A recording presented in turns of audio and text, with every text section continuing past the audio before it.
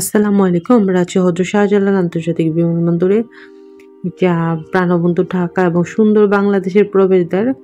আমরা দেশে চাই বা দেশের ঢাকা রাজধানীতে প্রবেশ করতে চাই। আমাদের ঢাকার যদি এয়ারপোর্টে প্রবেশ করতে চাই তাহলে আমাদেরকে শাহজালাল আন্তর্জাতিক বিমানবন্দরটি ইউজ করতে হবে।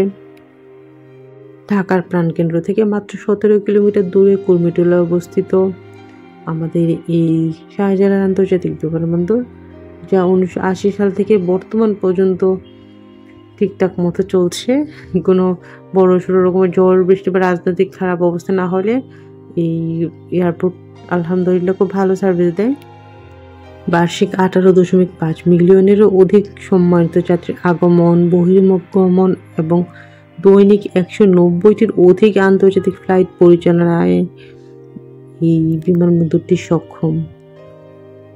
হযরত শাহজালাল আন্তর্জাতিকের পুরো নাম ছিল যে আন্তর্জাতিক বিমানবন্দর।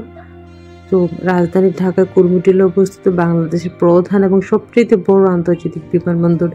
এটি 1980 সালের কার্যক্রম শুরু করার পরে পূর্বের বাংলাদেশের একমাত্র আন্তর্জাতিক বিমানবন্দর ছিল। তেজগাঁও বিমানবন্দর থেকে কার্যক্রম স্থানান্তরিত হয়। এটি বিমান বাংলাদেশ এয়ারলাইন্স এর ইউএস বাংলা এয়ারলাইন্স সহ বাংলাদেশের সকল এয়ারলাইন্সের হোম বেস। 1981 একর এলাকায় বিস্তৃত এই বিমানবন্দর দিয়ে দেশের প্রায় 52% আন্তর্জাতিক এবং অভ্যন্তরীণ ফ্লাইট ওঠানামা করে, যেখানে চট্টগ্রামে অবস্থিত দেশের দ্বিতীয় বৃহত্তর বিমানবন্দর শাহ আমানত আন্তর্জাতিক বিমানবন্দর প্রায় 17% যাত্রী ব্যবহার করে থাকে।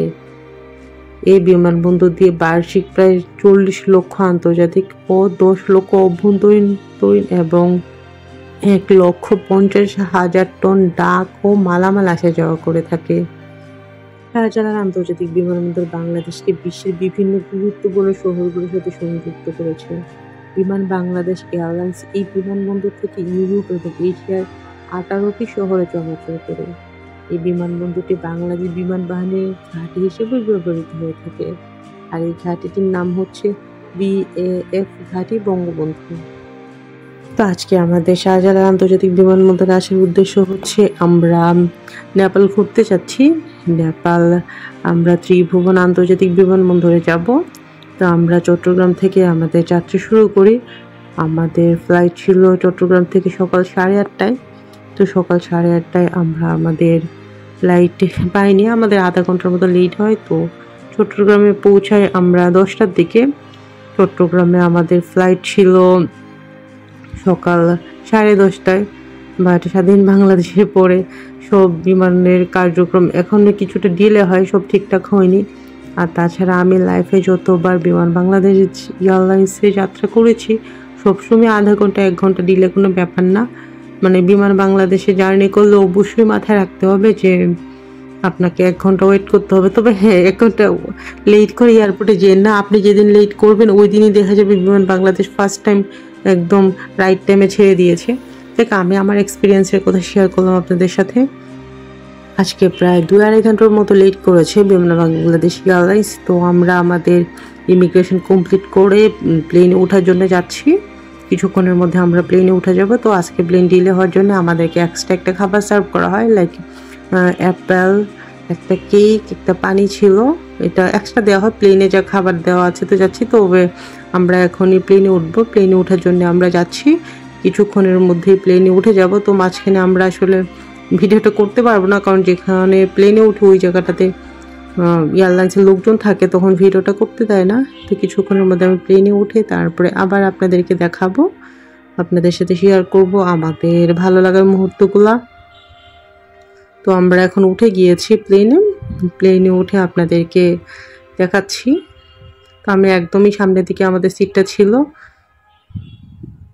তো আমি একটু রানওয়েটা দেখাই। এটা হচ্ছে রানওয়ে দিক থেকে। তবে আমাদেরকে প্লেনে আরেকটা খাবার সার্ভ করা হয়েছিল, এটা লাঞ্চ হিসেবেই। এখানে ছিল বার্গার, একটা কোল্ড ড্রিঙ্কস, ম্যাঙ্গো বার, পানি, তারপরে একটা কেকের মতো একটা খাবার ছিল। এই খাবারগুলো দেওয়া হয়েছিল আমাদেরকে প্লেনে। আর এর আগে একটা খাবার দেওয়া হয়েছিল।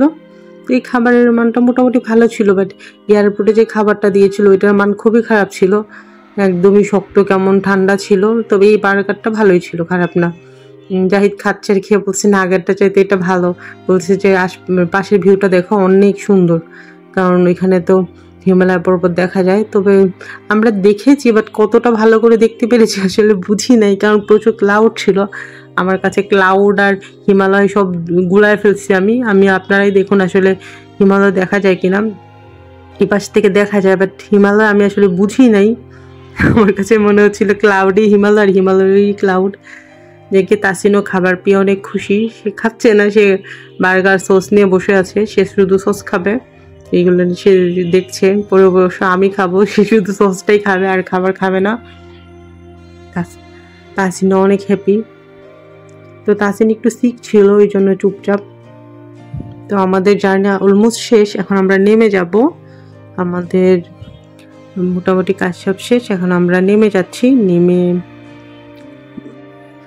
রানওয়েটা আমরা আরেকটু দেখাবো। মানে এখন আমরা আছি কাঠমান্ডুতে, কাঠমান্ডু ত্রিভুবন ইন্টারন্যাশনাল বিমানবন্দর এটা। আমরা আস্তে আস্তে নামছি, নেমে আপনাদেরকে একটু দেখাই। ওদের রানওয়েটা অনেক সুন্দর, কারণ হচ্ছে ওদের রানওয়েটার চারপাশে প্রচুর পাহাড়, মানে এত সুন্দর নিজের চোখে না দেখলে বিশ্বাস করতে পারবেন না। আমরা জানালাতে দেখেছিলাম, তো জানালার ভিউটা আপনাদেরকে আমি দেখাবো কিছুক্ষণের মধ্যেই। মানে আমি জানালা দিয়ে কি ভিউটা দেখেছিলাম, এই যে আশপাশে দেখুন পাহাড়, এখানে কিন্তু মেঘ কিছুটা, এই জন্য ভালো করে দেখা যাচ্ছে না। এই যে দেখতে পাচ্ছেন এই যে ধূসর যে দূরে, এটা কিন্তু পাহাড়। অনেক সুন্দর এয়ারপোর্ট, এটা ছোট রানওয়ে বাট এত সুন্দর ভিউ।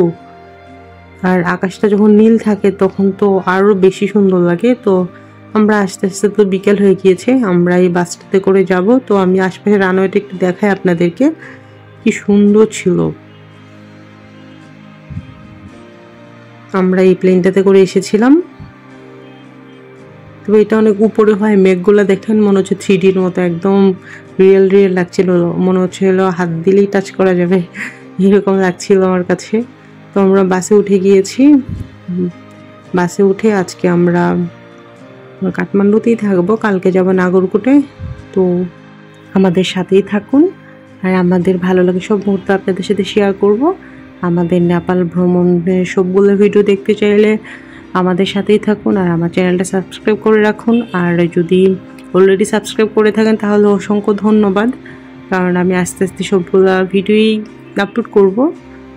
আর আমরা দ্বিতীয় দিন যাব নাগরকোটে। নাগরকোটটা একটা অসম্ভব সুন্দর জায়গা। আর যেতে যেতে আপনাদেরকে আমি একটু রানওয়েটা দেখাই, অসম্ভব সুন্দর রানওয়ে। মানে অনেক রানওয়ে আমি দেখেছি, বেশ কয়েকটা এয়ারপোর্টও গিয়েছি লাইফে, বাট এই রানওয়েটা আমার কাছে অসম্ভব সুন্দর লেগেছে, কারণ এইটার ভিউটা এত সুন্দর, অসম্ভব সুন্দর ভিউ, এটার খুবই ভালো লাগছিল আমার কাছে।